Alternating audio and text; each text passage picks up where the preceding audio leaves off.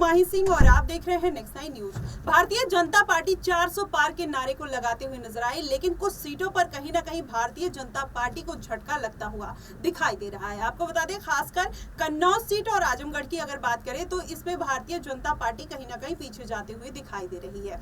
क्या वाकई में इस बार भारतीय जनता पार्टी 400 पार कर पाएगी, या फिर जिस तरीके से आंकड़े निकलकर सामने आ रहे हैं कि भारतीय जनता पार्टी कहीं ना कहीं 270 और 80 सीटों पर सिमट कर रह जाएगी। अब ऐसे में ये बड़ा सवाल खड़ा होता है कि आजमगढ़ सीट पे अगर भारतीय जनता पार्टी हार जाती है तो फिर किस तरीके से अपने आप को डिफेंड करते हुए नजर आएगी। और अखिलेश यादव जिस तरीके से मैदान में पहले नहीं उतरने वाले थे चुनावी, फिर बाद में वो कन्नौज सीट पर अपना चुनाव प्रचार करने के लिए भी मान जाते हैं और वहां से प्रत्याशी भी बन जाते हैं। अब ऐसे में किस तरीके का समीकरण बन रहा है इन दोनों सीटों पर, आज इन्हीं बात पर चर्चा करेंगे। हमारे साथ तनुज मौजूद है, इनसे जानते हैं कि तनुज, जिस तरीके से अखिलेश यादव ने एकदम एन वक्त पर उन्होंने चुनाव प्रचार के लिए हाँ बोल दिया और वहां से प्रत्याशी भी बन गए, और उसके बाद अगर आजमगढ़ सीट पर देखा जाए तो पहले अखिलेश यादव का गढ़ माना जाता था, फिर उन्होंने अपने भाई धर्मेंद्र यादव को मैदान में उतार दिया। क्या उपचुनाव में जो वो दिनेश लाल निरहुआ से हार गए थे इसलिए वो अपना कदम पीछे खींच लेते हैं?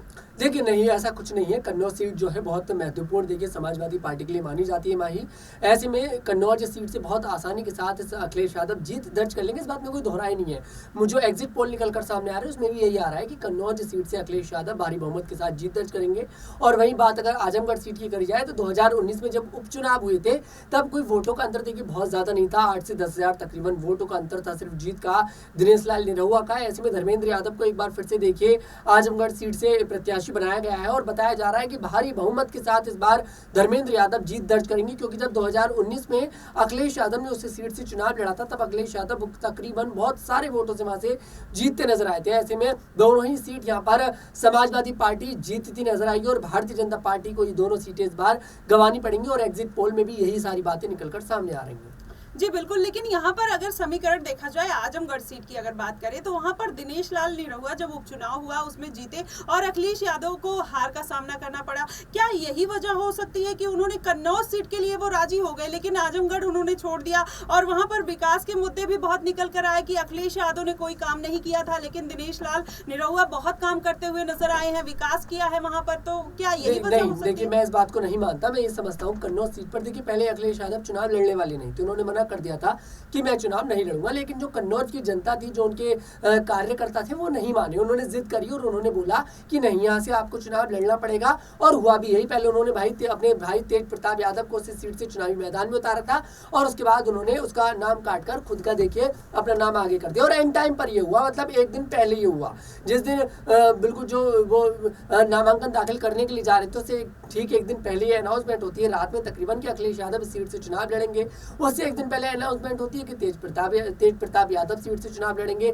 ऐसे में सिर्फ कारण यही है कि कार्यकर्ता चाहते थे कि अखिलेश यादव चुनाव लड़े, और एक नेता का ये धर्म होता है कि अपने कार्यकर्ताओं की, अपने प्रजा का ध्यान रखें, उनकी बातों का सम्मान करें, और अखिलेश यादव ने वो करा। इसलिए शायद यही कारण है कि एग्जिट पोल में भी कन्नौज सीट अखिलेश यादव के खाते में जाती दिखाई दे रही है। वहीं आपने बोला कि आजमगढ़ सीट से अखिलेश यादव उपचुनाव में जो उनके कैंडिडेट थे धर्मेंद्र यादव, उनके भाई, वो हार गए थे, इसलिए अखिलेश यादव आजमगढ़ नहीं गए। कारण ये नहीं है, देखिए आजमगढ़ अगर अखिलेश यादव अभी भी जाते तो भारी वोटों के साथ जीतते नजर आते, क्योंकि आप 2019 में उन वोटों की गिनती की भी जिक्र करिए जिसमें जब 2019 में अखिलेश यादव लड़ते नजर आए थे चुनाव और भारी बहुमत के साथ उन्होंने जीत दर्ज करी थी।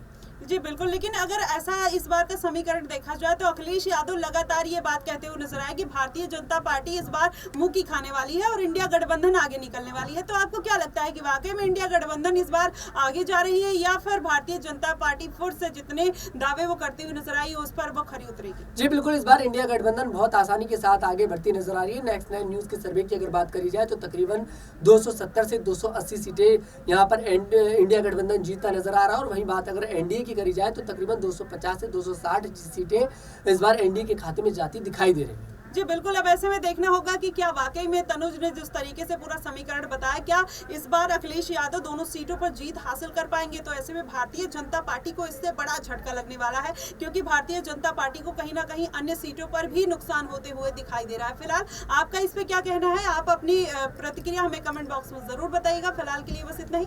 देश और दुनिया की तमाम खबरों के लिए हमारे साथ बने रहिएगा नेक्स्ट 9 न्यूज पर।